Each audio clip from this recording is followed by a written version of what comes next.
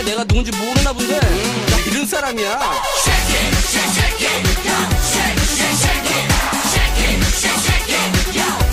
장관 이야기를 들어보면 혹독한 대가를 치르도록 할 것이다 이렇게 말을 해놓고 이제까지 한 게 이제 확성기 방송 재개한 거 이게 한 가지가 이제 한 거고요. 지금은 다른 건 전부 다 생각 중입니까? 그 시기와 방법, 내용 등을 이런 자리에서 말씀드리는 것이 적절치 않다. 하기는 할 겁니까? 기다려 보십시오. 할 겁니까? 해야 되는 거 아닙니까? 아, 그렇게 생각하고 있습니다. 예? 예. 그 전날 지뢰 사고가 터졌는데 8월 5일 그 다음날 이런 세 가지 아주 중요한 사건이 있었는데 조사는 8월 6일날 이루어진다는 거예요. 이게 좀 이상한 거 아닙니까? 어떻게 됩니까?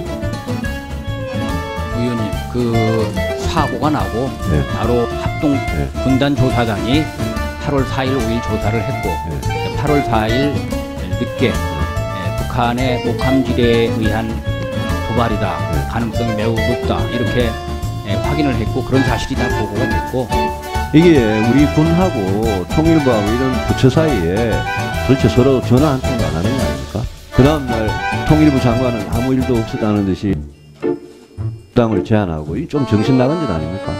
좀 정신 나간 짓 아닙니까? 좀 정신 나간 짓 아닙니까? 외교부 북미 일과 이과 모두 박근혜 대통령의 간담회 관련 자료는 자기들은 전혀 모른다는 거예요. 외교부 누가 합니까 이거를? 예? 청와대 알라들이 합니까? 누가 합니까?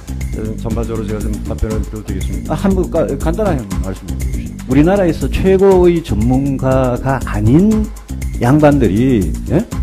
캠프를 구성해가지고 그 캠프에서 몇 달 동안 그냥 뚝딱뚝딱 만든 거 가지고 인수위를 하고 그 인수위에서 만든 게 마치 5년 동안 국가 전략이 되고 5년 뒤에 대통령이 바뀌면 그거 전부 다 쓰레기통에 버리고 저는 국가적으로 굉장히 위험하다 보는데 이거를 막을 수 있는 사람이 누구냐? 관료들이다 이거예요.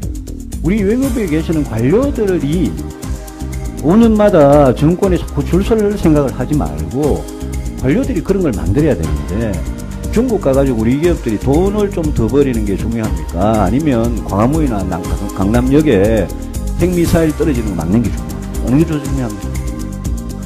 자들을 우리나라 국민들을 보호하려면 우리 예산을 우리가 사야지. 예? 그걸 갖고 중국이 왜 난립니까? 중국이 뭐라 그러면 당신들도 그러면 알아서 하라고 배짱 있게 나가고 우리 예산으로 사야죠. 우리 예산으로 이렇게 어정쩡하게 이렇게 갈 겁니까? 어제 그저께 보도를 보면 문 후보님께서는 북한이 핵 도발을 강행하면 사드를 배치할 수밖에 없다 이렇게 말씀하셨단 말입니다. 근데 참 황당한 문제는 지금 작년 9월 9일에 북한이 5차 핵실험을 했어요. 근데 5차 핵실험 할 때까지는 계속 사드 반대하시다가 만약 그럼 6차 핵실험을 하면 북한이 핵도발 또 하면 말이죠. 그러면 사드를 찬성하시겠다 이런 식으로 들린단 말입니다. 세상에 5차 핵실험 때까지는 가만히 있다가 예? 반대하다가 6차 핵실험하면 찬성한다? 네. 저는 그거는 이해할 수가 없습니다. 말씀하시죠. 문 후보님 사드 가지고 자꾸 그러시는데요. 이 문제는 국론 분열, 국민통합하고 굉장히 직결되는 이슈 맞습니다.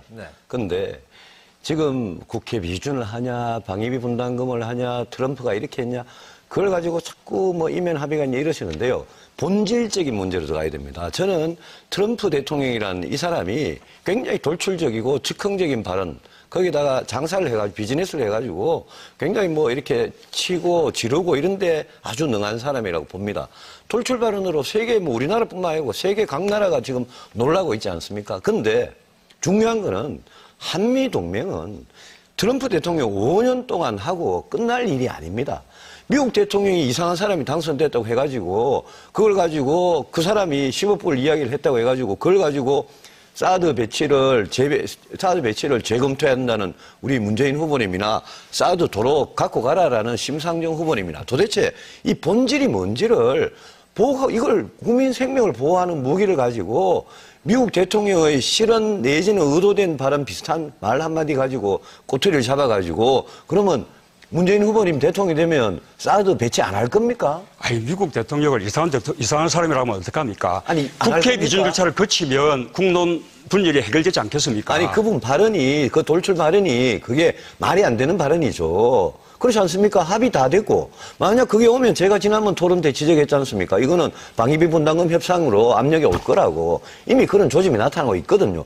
그러면 문 후보님 대통령이 되면 사드 배치 안 할 겁니까? 심상정 후보님 어떻게 생각하십니까? 저는 국회 비준 절차가 필요하다고 생각합니다. 제 질문에 답변해 보십시오. 국회 비준 절차가 필요하다는 말씀을 여러 번 드렸죠. 다음 정부는 넘겨야 한다고 말씀드렸고. 아니, 사드란 무기가 우리 국민 생명을 보호하기 위해서 필요하냐, 필요하지 않느냐를 제가 묻지 답은 않습니까? 이미 드렸고요. 저는 여러 번 말씀드렸고 우리 그 국회 국방위원회에서도 여러 번 토론했죠. 그걸 가지고 자, 우리 맨날 그렇게 심상정 후보님 애매하게 도망가면서 국회 비준 절차 어떻게 중국 생각하십니까? 눈치나 보니까 그러니까 나라의 외교가 이 모양입니다. 위안부 협상 다시 해야 된다. 그렇게 말씀하셨죠? 재협상해야 됩니다. 예. 자, 왜 그렇게 생각하시는지 그리고 대책이 있으신지 좀 간략하게 말씀해 이거는 주십시오. 박근혜 정부가 일본하고 거의 뭐 관계를 단절하다시피 하다가 갑자기 2015년 12월 28일 합의를 했는데 합의 잘못된 겁니다. 잘못된 합의를 바로잡기 위해서 제가 대통령이 되면 바로 일본의 역사와 주권의 문제, 경제와 안보의 문제는 분리하자. 경제 안보는 협력해도 역사 주권의 문제는 절대 양보를 못한다.